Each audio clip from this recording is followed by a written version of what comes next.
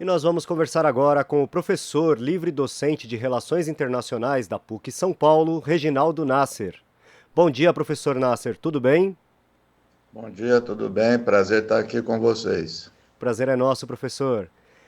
Nessa terça-feira, às 19 horas, o senhor lança o seu livro A Luta contra o Terrorismo, os Estados Unidos e os Amigos Talibãs, no Bar e Espaço Cultural Al Janiá, em São Paulo. Conta um pouco para nós do que trata essa obra, professor. Então, esse livro basicamente trata desses 20 anos, né, de ocupação dos Estados Unidos no Afeganistão, né? Na verdade, os primeiros capítulos eu procuro também colocar o contexto da década de 90, onde ali no Afeganistão, se constituiu alguns grupos, né, jihadistas, e depois foram os responsáveis pelos atentados do 11 de setembro. E como que, na justificativa de combate ao terror, os Estados Unidos fez a ocupação e uma série de consequências desastrosas para o povo afegão durante todo esse tempo, levando a uma das piores crises humanitárias no mundo.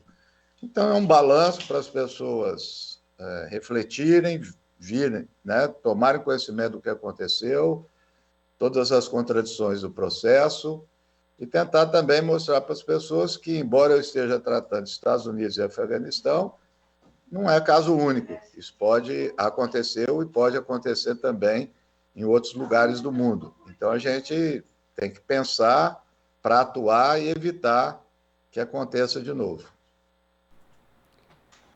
Os Estados Unidos tiveram uma participação importante justamente na formação desses jihadistas, né, professor? Explica um pouco pra gente como que isso se deu antes aí dos anos 90 e o que mudou depois de setembro de 2001. Primeiro, inclusive, eu faço menção a isso. Às vezes as pessoas se equivocam, eu falo os Estados Unidos, os amigos talibãs, né? Os Estados Unidos, na verdade, não apoiou o Talibã, não tinha Talibã, né? Os Estados Unidos apoiaram na época se dizia, os mujahedins, né? Que eram os grupos guerrilheiros que resistiram à invasão da União Soviética, né? Então, os Estados Unidos, Arábia Saudita e Paquistão forneceram dinheiro e muita arma. Eles conseguiram derrotar a União Soviética, a União Soviética saiu, os Estados Unidos só tinham interesse nisso, então, quando era o momento de reconstruir o país, os Estados Unidos saiu fora. E o Afeganistão entrou num processo de guerra civil entre esses grupos, e em 94 foi formado o Talibã, né, com Mullah Omar. Eu conto um pouco essa história no livro. E, de forma surpreendente, em 2 anos, após a sua criação, eles tomaram o poder em 96, tomaram o governo do Afeganistão e governaram até 2001, o Talibã. Portanto, enquanto organização, os Estados Unidos nunca apoiou. Mas, de forma indireta, esses grupos foram gestados, foram construídos, né, nesse contexto de muita arma, né, serviços de inteligência, dinheiro. E também faço questão de mostrar a diferença, embora aliados, do Talibã e Al-Qaeda, né? São bem diferentes. O Talibã é formado por afegãos, né, que moram ali no Afeganistão, que nunca saíram de lá para atacar ninguém. E Al-Qaeda foram os grupos, na grande maioria de árabes, do Líbano, Arábia Saudita, Egito, que foram para lá ajudar os afegãos e, na volta para os seus países, passaram a organizar esses grupos terroristas chamados jihadistas, que é o caso do Osama Bin Laden e o caso do Zawahiri, que eu conto também no livro. O Zawahiri é um egípcio, inclusive ele está vivo. Muita gente pensou que ele estivesse morto e agora, no 11 de setembro, ele fez várias declarações a respeito aí da política internacional e continuando a ameaçar os Estados Unidos. Então, são os dois atores aí desse processo, né? Al-Qaeda e Talibã. Legal, professor. E o que os Estados Unidos ganharam nesses 20 anos de guerra no Afeganistão? Que outros atores menos visíveis foram beneficiados por essa longa invasão? Eu aí também eu trago uma reflexão que nós estamos muito acostumados a pensar as guerras com o modelo da Segunda Guerra Mundial. Você tem estados, um estado tomou o território de outro, aquele que perde faz o acordo de paz, né? Esse tipo de conflito no Afeganistão não é bem assim, né? Inclusive faz com que nós também possamos sistematicamente recolocar essa questão, quem ganha a guerra, né? Tem muitas variáveis para se olhar para essa questão que parece simples. No primeiro momento, as pessoas olham, os Estados Unidos se retirou, perdeu a guerra. Mas morreram por volta, não se sabe adequadamente, 400 a 500 mil pessoas no Afeganistão. Mais de 1,5 milhão de refugiados, né? Hoje, 1/3 da população afegã está em crise humanitária grave. De outro lado, em 20 anos, morreram 2.500 americanos, né? É muito, muito pouco. Outra variável, se diz muito que os Estados Unidos gastaram 2 trilhões de dólares, né? Então, no livro eu falo, bom, se os Estados Unidos gastou com alguém. Então, alguns grupos ganharam, que foram as corporações envolvidas em guerra. Então, portanto, fica difícil falar, né, quem ganhou. Quem ganhou também, a elite afegã também auferiu benefícios disso. Ficaram muito ricos, milionários, com aplicações lá no investimentos nas monarquias do Golfo, Arábia Saudita, Catar, Bahrein.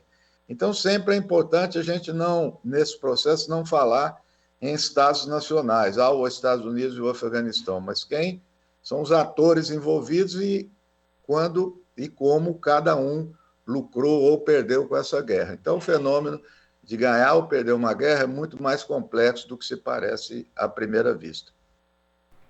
Professor, e com a saída dos Estados Unidos e a retomada do poder pelo Talibã, né? O que perspectivas que a gente pode traçar aí para o futuro do povo afegão? Olha, a questão da guerra e do momento pós-guerra também é outro elemento importante para a gente olhar, né? E um fator que tende a ser um dos mais importantes, mas pouco visto, ou não tem tanto a repercussão imediata, é a economia, né? O Talibã está entrando numa experiência nova. Ele teve a experiência lá na década de 90 de 5 anos de governo, ficou 20 anos enquanto, né, combatentes e agora assumiu o governo em outro contexto. Então, eles procuraram mudar também. Então, eles querem ser reconhecidos pela comunidade internacional, coisa que eles não fizeram no passado. Eles eram inimigos do Irã, são aliados do Irã. Com toda essa guerra que teve à época com a União Soviética, reaproximaram, são aliados da Rússia. E a China é outro parceiro importante, além do Paquistão. Então, eles tentam se colocar internacionalmente. Por outro lado, os desafios econômicos são muito grandes, né? Os fundos do governo estão congelados, na maioria desses fundos, na mão dos Estados Unidos e de países europeus. E os Estados Unidos está segurando isso, né? Então, eu tenho dito que o Talibã não vai ter vida fácil. Então, um aspecto econômico importantíssimo, a população, como eu disse, 1/3 está numa crise humanitária grave, né? E para sair da situação, mesmo com todo o sucesso que o Talibã possa ter, não vai ser fácil, né? Então, de outro lado, eles estão sendo visados por grupos terroristas, entre eles o Estado Islâmico do Khorasan, que é um grupo derivado do Estado Islâmico ali da região. Então, agora, experimentar ser governo é outra coisa. Ontem, teve um desfile militar em Cabul, capital do Afeganistão, já mostrando um pouco da contradição desse novo momento. E esse desfile militar, os talibãs estavam com veículos blindados e armas norte-americanas, né? O que traduz um pouco também esses 20 anos, quer dizer, daquele que ocupou, saiu, deixou as armas, foram apropriados pelo Talibã. Então, vai ser uma situação difícil daqui para frente, principalmente pela população afegã. Professor Nasser, muito obrigado pela sua participação aqui no Jornal Brasil Atual e um bom dia para o senhor. Bom dia, foi um prazer falar com vocês. Conversamos aqui com o professor livre-docente de Relações Internacionais da PUC São Paulo, Reginaldo Nasser. Você está ouvindo Jornal Brasil Atual. As notícias que os outros não dão.